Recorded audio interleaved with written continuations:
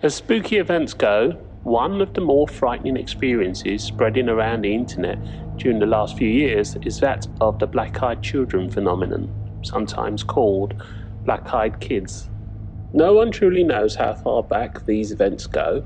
As with many paranormal events, we frequently find that the true origins are generally hard to place, but discovering the more modern sources are easier to acquire. The origin of the black-eyed kids varies depending on which country you reside in. Like most paranormal events, one can even find slightly different flavors of the same thing across cultures, yet the results of such experiences remain. For example, vampires can be found in worldwide folklore. These entities are known by other names, but the vampiric term generally refers to the undead coming back to life to prey on the living in some form or another. We can, however, trace the modern phenomenon of black-eyed kids back to a 1996 posting written by a Texan reporter named Brian Bethel on a paranormal ghost-related mailing. Bethel describes first encountering the black-eyed children phenomenon in a place named Abilene in the state of Texas, USA, sometime in 1996. He also claims that a second person had a similar but unrelated encounter in Portland, Oregon, also within the United States. Before moving on, let's define what we mean by the term black-eyed children, sometimes also referred to as black-eyed kids. The experience of people who have encountered these entities are that their eyes are completely black, with no hint of white in them whatsoever. They also have a common ability to unsettle the victims of the experience. Members of the public from various disciplines cannot explain or understand why they feel such unease about them.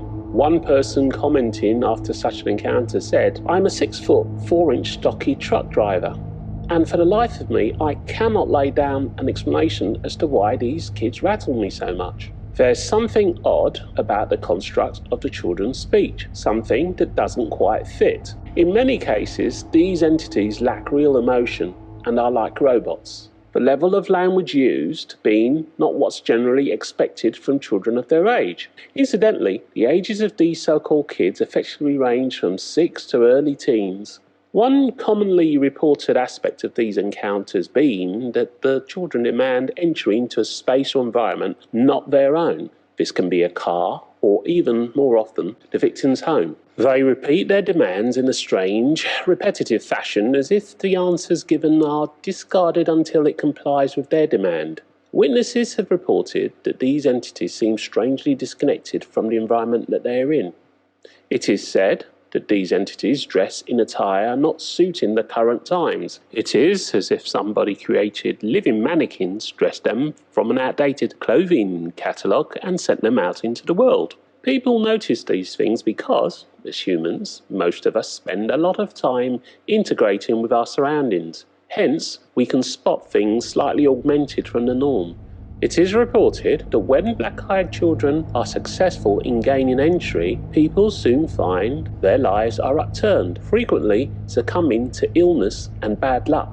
The peculiar thing is that these experiences land somewhere between paranormal encounters of ghosts and demons to the more sci-fi based tales of alien encounters and abductions. Generally, people have views about these events ranging from the demonic to covert hybrid breeding programs by extraterrestrials. Today, it's feasible to find contact lenses that imitate complete eye discoloration. This technology is at times used in many mainstream horror films. Although in these more modern times, motion picture production teams lean towards CGI to address such requirements. Indeed, a cursory venture into the squeamish territory of body augmentation, a craze now sweeping many cultures, it's possible to have one's eyeball tattooed completely black. It seems doubtful, however, that children will go to such an extent to carry out such a prank. Apart from the fact that it would entirely be legal in most parts of the world for children to have such procedures carried out, not having reached the age of consent, yet we find that in these encounters the entities have just that, completely black eyes. And when these experiences do occur, it seems that no one has ever reported children missing matching the description of the one seen. In all cases recorded, no one seems to have set eyes on these children before the event. It would seem they manifest for their intended purpose and then they disappear. The black-eyed children phenomenon is predominantly a solitary experience for the most part. It's a challenge to find a manifestation that occurs simultaneously with two or more people present. This, of course, is not to debunk such experiences. As a matter of fact, we can draw a parallel between ghostly apparitions as well as the UFO phenomenon seen by many. Incidentally, it's generally the case that no adults are in attendance with these children at the time of the event. They seem almost like orphans. However, an adult is frequently a component witness side of these events. In other words, there is some need for a person of mature faculty embedded in these events. What seems remarkable about these occurrences is that the entities' pleas are usually for something that an average child would act on, regardless of permission. Most children are primary or base in behaviour. They usually act driven by an innate urge. Then they are reprimanded for the wrong action or behaviour. This is how humans learn. And as people age, this behaviour flips. Reasoning kicks in as we mature and comprehend the relationship between actions, chastisement and rewards. Perhaps we can say that there exists some manner of intrinsic equation linking youth to that of age of reason. A situation many parents would understand. These behavioural responses vary from child to child based on temperament or external factors such as needs of hunger or anger. However, in these instances, it's as if these strange entities are obeying some sort of benign law, a self-imposed restriction, if you will, like a vampiric law stating a vampire can only enter or cross a threshold if invited. Incidentally, it's worth mentioning that even by a Christian theological perspective, as well as other faiths, there exists a mandate of possession that asserts only if Satan has been given the right to possess can he indeed possess a victim.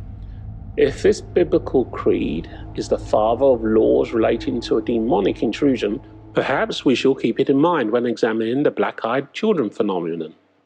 Again, in such events, there seems to be some strategy to the children's actions. These entities approach adolescence initially, where no guardian is present.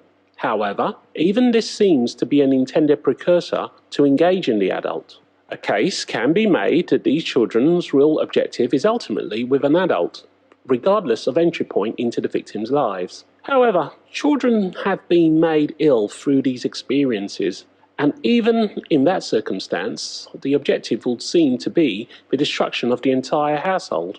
This, of course, is conjecture, as without proof or entities for scientific study, this is all that can be drawn from such an event. Today, no credible video evidence of black-eyed children has surfaced that passed the rigours of modern forensic analysis, especially in a day where cellular phones with cameras are in abundance. In defence of the lack of footage, it can be said the victims of these events are frequently at the time quite shaken and not in the presence of mind to take out a phone or camera and take pictures. Of course, sometimes this is due to the speed and nature of the event. Many people can say that they have seen a UFO, but not all of these people have the presence of mind to take film footage of the event at the time. Admittedly, it's becoming more common to film such events though. However, as more footage is provided on the internet of such events, it only seems to work against the veracity of the witnesses' claims.